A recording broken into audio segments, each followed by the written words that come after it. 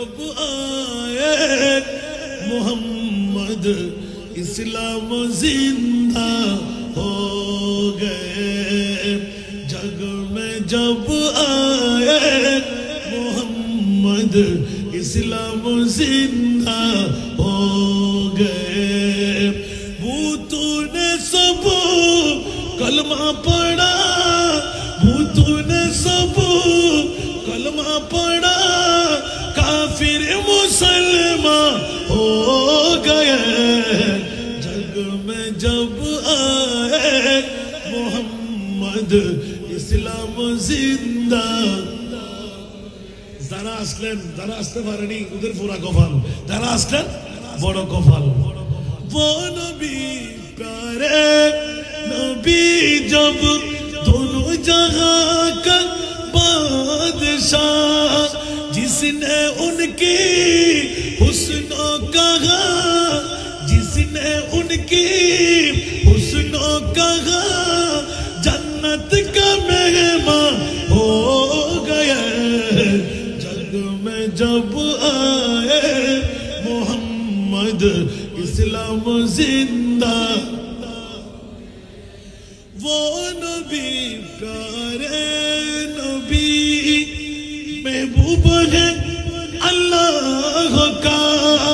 वो नबी प्यारे नबी जब महबूब है अल्लाह का, जिसने उन्हें पैदा किया, जिसने उन्हें पैदा किया, खुद वो भी शैदा हो गए।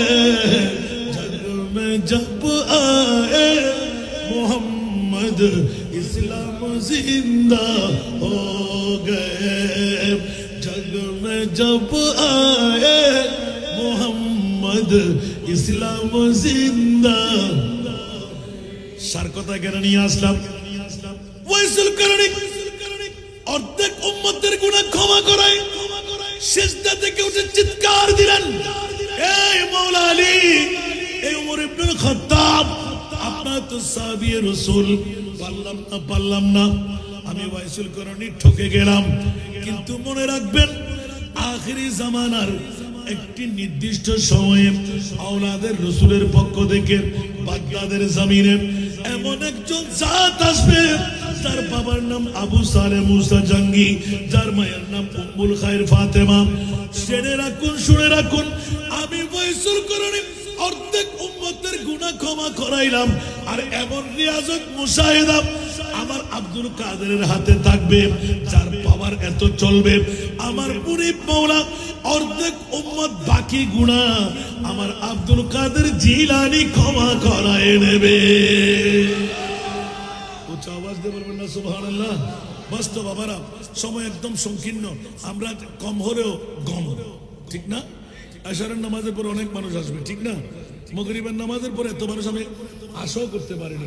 আল্লাহ সবাইকে কবুল আর মঞ্জুর করুন।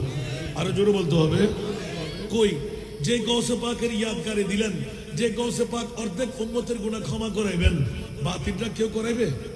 এই কথা বাতিলরা বলবে? আজকে এই সুন্নি সম্মেলন ফতেহাবাদ বিশাল এই সুন্নি কনফারেন্স ছাড়া আর কেউ বলবে? আমি আমার নিজের অন্তঃস্থল থেকে মোবারকবাদ ধন্যবাদ দেব। একজন বাবা ভাই কি পাবো না? এই মাহফিল আগামী বছর, বিগত বছর আপনাদেরকে এরকম বলা হয় নাই। আমি আজকে থেকে 2-3 বছর আগে একবার বলেছিলাম, একজন বাবা ভাই কি নাই নিজের মায়ের গুনাহ, বাবার গুনাহ, দাদার গুনাহ, দাদির গুনাহ, নিজের গুনাহ, বিবির গুনাহ ক্ষমা করাইতে? আগামী